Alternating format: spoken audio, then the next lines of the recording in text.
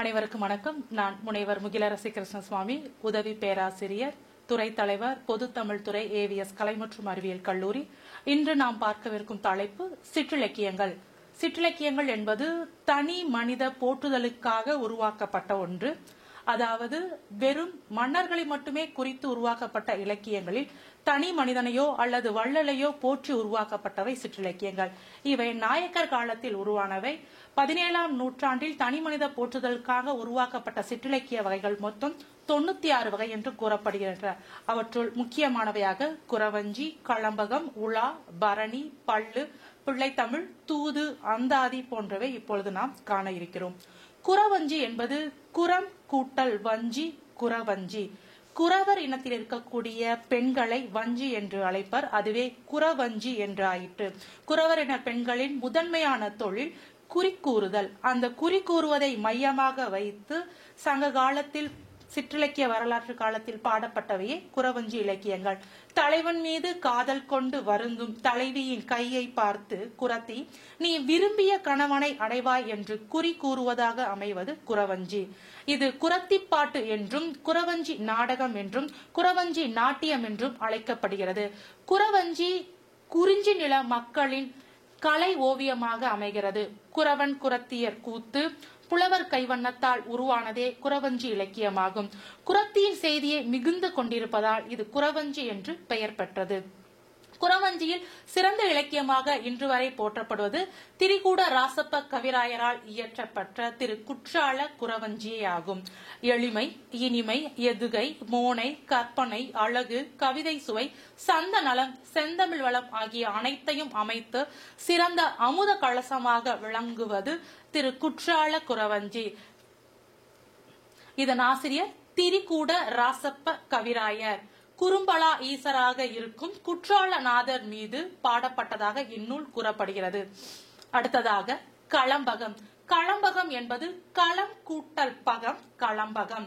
களம் என்றால் 12, பகம் என்றால் பாதி. மொத்தம் 18 உறுப்புகளை கொண்டது களம்பகம். கலந்து வருதல் என்றும் களம்பகம் கதம்பம் என்றும் பொருளை கூறுகிறது. பல்வகை மலர்களால் கட்டப்பட்ட மாலையை கதம்பம் என்று அழைப்பது போல அகப்புறமாகிய 18 உறுப்புகளை கொண்டு உருவாக்கப்பட்டது களம்பகம்.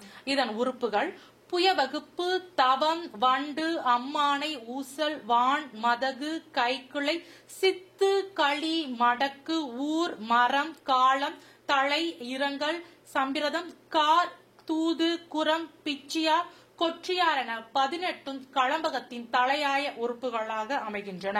களம்பகத்தின் சிறந்த நூலாக விளங்குவது இன்று வரை அனைவராலும் போற்றப்பட்ட நந்தி களம்பகம். நந்தி களம்பகத்தின் ஆசிரியர் யார் என்பது நாம் அறியப்படவில்லை. நந்தி மாண்டக்கதை ஊரறியும் என்பது முதுமொழி வெண்பாவாக கூறப்படுகிறது. இது தவிர திருவரங்க களம்பகம், திருவாமாத்தூர் களம்பகம், தில்லை களம்பகம், மதுரை களம்பகம் போன்ற களம்பகங்கள் சிறந்த நூல்களாக உள்ளன. அடுத்ததாக காண இருக்கும் சிற்றிலக்கியம் உலா. உலா என்பது தலைவன் உலா வருதலை குறிக்கக்கூடியது. பாட்டுடை தலைவன் யானை, குதிரை, தேர் போன்றவற்றில் உலா வருவதை கண்டு 7 பருவ மகளிரும், 7 பருவ மகளிர் என்பது பேதை, பெதும்பை, மங்கை, மடந்தை, அறிவை, தெரிவை, பேரிளம்பெண் ஆகிய 7 பருவ மகளிரும் அவனை கண்டு காதல் கொண்டு வருந்துவதாக பாடுவது உலா இலக்கியமாகும். இதனை உலாபுரம் என்றும் கூறுவர். பாட்டுடை தலைவன் பவனி வருவதை பற்றி கூறுவதால் இது பவனி உலா, புற உலா என்றும் அழைக்கப்படுகிறது. இது ஆண்மகனின் ஆண்மை, அன்பு ஆகியவற்றை சிறப்பாக கூறப்படுவதாக அமைந்துள்ளது. உலாவில் சிறந்த நூலாக இருப்பது ஆதி உலாவாகிய சேரமான் பெருமாள் நாயனார் எழுதிய திரு கைலாய ஞான உலா. இதுவே முதலில் தோன்றிய உலா நூல் என்பதால் இதனை ஆதி உலா என்றும் அழைக்கின்றனர். உலா பாடுவதில் வல்லவர், சிறந்தவர் ஒட்டக்கூத்தர். இவரது மூவர் உலா மிகவும் சிறப்பு பெற்ற உலா நூலாக இன்று வரை தமிழ் இலக்கியங்கள் போற்றுகின்றன. அடுத்ததாக நாம் பார்க்கவிருக்கும் சிற்றிலக்கியம் பரணி. பரணி என்பது வெற்றியை குறிக்கக்கூடிய வாகைக்கான ஒன்றாக அமைகின்றது. போர்க்களத்தில் வெற்றியை புகழ்ந்து பாடுவதே பரணியாகும். ஆனை 1000 அமரிடை வென்ற மாணுவனுக்காக வகுப்பது பரணி என்கின்றது பாட்டியல் நூல்கள். அதாவது போர்க்களத்தில் 1000 யானைகளை கொன்று வெற்றி வாகை சூடிய மன்னனுக்காக பாடப்படுவது பரணி என்று கூறப்படுகிறது. இலக்கண நூல்கள் கூறும் பாட்டியல் நூல்கள் 1000 யானைகளை வெல்பவனுக்காக பாடுவது பரணி என்றும், பரணி நட்சத்திரத்தில் பிறந்தவனை காளியை சிறப்பித்து பாடுவதால் பரணி என்றும் புகழ்கின்றனர்.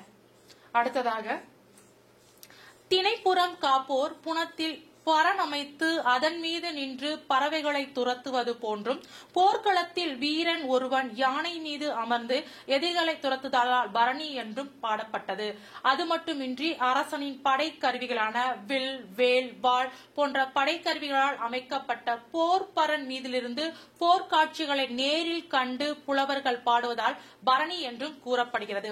கடவுள் வாழ்த்து, கடை திறப்பு, காடு பாடியது, கோயில் பாடியது, தேவியை பாடியது, பேய்களை பாடியது, இந்திரஜாலம், மன்னர் மரபுரைத்தல், பேய் முறைப்பாடு, அவதாரம், காளிக்கு கூலி கூறியது, போர் பாடியது, களம் பாடியது முதலியான 13 உறுப்புகளை கொண்டுள்ளது பரணி சிற்றிலக்கியமாகும்.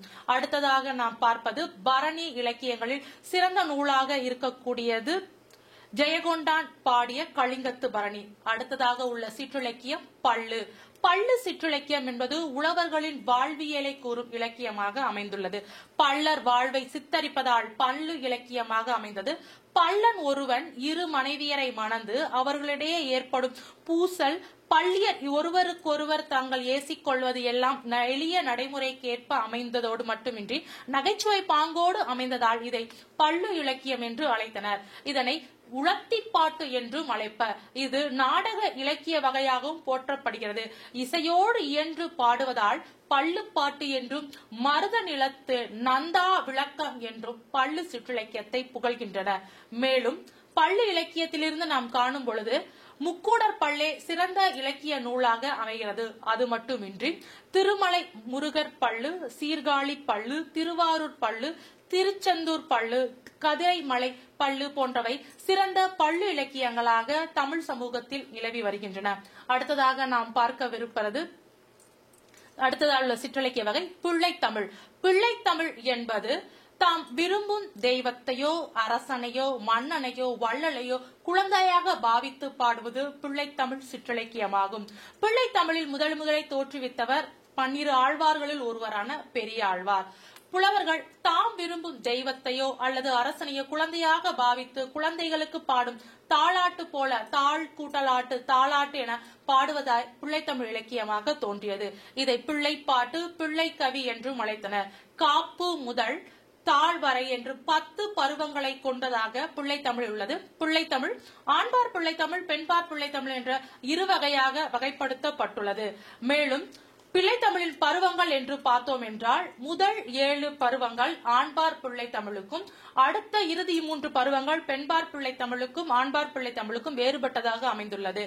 காப்பு, தாழ், செங்கீரை, சப்பானி, முத்தம், வருகை, அம்புலி ஆகிய 7 பருவங்களும் 2 பருவங்களுக்கும் ஆண்பார் பிள்ளைத்தமிழ், பெண்பார் பிள்ளைத்தமிழுக்கும் உரியதாகவும், இறுதியாக உள்ள சிற்றில், சிறுபறை, சிறுதேர் ஆகிய 3 ஆண்பார் பிள்ளைத்தமிழுக்கு மட்டும் உறுதியாக உள்ளன. பெண்பார் பிள்ளைத்தமிழுக்கு களங்கு, அம்மானை, ஊசல் ஆகிய 3ம் பெண்பார் பிள்ளைத்தமிழுக்கு மட்டுமே பாடக்கூடியதாக அமைந்துள்ளது. அடுத்ததாக சிறந்த பிள்ளைத்தமிழ் இலக்கிய நூல்களாக நாம் பார்ப்பது தமிழில் தோன்றிய முதல் பிள்ளைத்தமிழ் இலக்கியம் குலோத்துங்க சோழனால் பாடப்பட்ட குலோத்துங்க சோழன் பிள்ளைத்தமிழ். இதன் ஆசிரியர் ஒட்டக்கூத்தர். பிள்ளைத்தமிழில் சிறந்தது என்று குமரகுருவரால் பாடப்பட்ட மீனாட்சி அம்மை பிள்ளைத்தமிழ் மற்றும் முத்துக்குமார சுவாமி பிள்ளைத்தமிழ் ஆகியவை சிறந்த பிள்ளைத்தமிழ் இலக்கியங்களாக உள்ளன. அது மட்டுமின்றி அமுதாம்பிகை பிள்ளைத்தமிழ் சிவஞான சுவாமிகளாகவும், திருச்செந்தூர் முருகன் பிள்ளைத்தமிழ் பகழி கூத்தர் என்பவராலும், காந்தி அம்மை பிள்ளைத்தமிழ் அழகிய சொக்கநாதர் ஆகியோராலும் பாடப்பட்ட சிறந்த நூல்களாக தமிழ் இலக்கியங்களில் வலம் வருகின்றன. அடுத்ததாக நாம் பார்க்கவிருக்கும் சிற்றிலக்கிய வகை தூது. தூது என்பது ஒருவரிடையே உள்ள கருத்தை மற்ற ஒருவருக்கு தெரிவிக்கும் பொருட்டு, தன் கருத்தை பிறிதொருவருக்கு தெரிவிக்கும் பொருட்டு தன் சார்பாக அனுப்புவதே தூது எனப்படும். தூது 2 வகைப்படும். 1 அகத்தூது, புறத்தூது. தலைவன் தலைவிக்காக இடையே செல்லுவது அகத்தூது என்றும், மன்னர்களுக்காகவோ நண்பர்களுக்காகவோ செல்லுவது புறத்தூது என்றும் அழைக்கப்படுகிறது. காதல் நோயால் வாடுகின்ற தலைவி தன் காதலை தெரிவிக்கும் பொருட்டு தலைவன் மீது மனதையோ அல்லது அக்ரிணை பொருட்களையோ அல்லது மேகத்தையோ போன்றவற்றை தூதாக அனுப்புவது அகத்தூதாக அமைந்தது. புறத்தூதில் சிறந்த தூதாக இன்று வரை திகழ்வது புறநானூற்றில் அதியமான் சார்பாக தொண்டைமானிடம் தூது சென்ற ஔவையாரின் தூது சிறந்த தூதாக விளங்கி வருகிறது. தூதிற்குரிய பொருட்களாக காலப்போக்கில் நிறைய பொருட்கள் சமூகத்தில் புழக்கத்தில் இருந்து கொண்டே வருகின்றன. அவற்றில் முக்கியமானவை அன்னம், மயில், கிளி, மேகம், பூவை, தோழி, குயில், நெஞ்சு, தென்றல், வண்டு ஆகியவை சங்க காலத்திலும் காலப்போக்கில் பணம், தமிழ், நாரை, நெல், மான், செருப்பு முதலிய பொருட்கள் தூது பொருட்களாக காலப்போக்கில் தன் பரிணாமத்தை ஏற்றுக்கொண்டே செல்கின்றன. தூது நூல்களில் சிறந்த நூல்களாக இன்று வரை இருப்பது தமிழ் விடு தூது. இதன் ஆசிரியர் யார் என்பது தெரியவில்லை. இருப்பினும் தமிழ் மீது கொண்ட பற்றால் மதுரையில் குடிகொண்டிருக்கும் சொக்கநாதர் மீது காதல் கொண்ட தலைவி தன் காதலை எடுத்து கூறும் பொருட்டு மதுரையில் சிறப்புற்று விளங்கக்கூடிய தமிழை தன் தூதாக அனுப்பினாள் என்பது தமிழ் வீடு தூதின் சிறப்புகளாக அமைகின்றன. இறுதியாக நாம் பார்க்க இருக்கின்ற சிற்றிலக்கிய வகை அந்தாதி. அந்தாதி என்பது அந்தம் கூட்டல் ஆதி. அந்தம் என்றால் முடிவு, ஆதி என்றால் தொடக்கம். ஒரு பாடலின் முடிவை கொண்டு அடுத்த பாடலை தொடக்கமாக வைத்து பாடுவது அந்தாதி. இது சொற்றொட நிலை என்றும் அழைக்கப்படுகிறது. அந்தத்தை ஆதியாக வைத்து முன்பாடலில் இறுதியுள்ள அடியையோ சீரையோ அசையையோ எழுத்தையோ அடுத்த செயலின் முதலாக வைத்து மாலை போல் தொடுப்பது அந்தாதி ஆகும். இதனை சொற்றொட நிலை என்றும் கூறுவர். அந்தாதியை தொல்காப்பியத்தில் கூறும் பொழுது இயைபு வகையில் இதனை அடக்கியுள்ளார். அந்தாதியில் சிறந்த நூல்களாக உள்ளவை நான்முக திருமுக அந்தாதி திருமழிசை ஆழ்வாராலும், அபிராமி பட்டரின் அபிராமி அந்தாதி, திருவரங்க அந்தாதி பிள்ளை பெருமாளாலும், அற்புத திருவந்தாதி காரைக்கால் அம்மையாராலும், சடகோபர் அந்தாதி கம்பராலும் இயற்றப்பட்ட அந்தாதி நூல்கள் இன்று வரை அந்தாதியின் சிறப்பை பேசக்கூடியதாக அமைந்துள்ளன. இதுவரை நாம் கண்ட அனைத்தும் சிற்றிலக்கியங்களில் மிக சிறந்த உயர்ந்ததாக நம் அனைவராலும் அறியப்பட்ட கருத்துக்களை மேற்கொண்டு காணப்பட்டவை. இத்துடன் சிற்றிலக்கியத்தில் சிறந்த கருத்துகள் உள்ள அனைத்தும் உடைவடைகின்றன. நன்றி, வணக்கம்.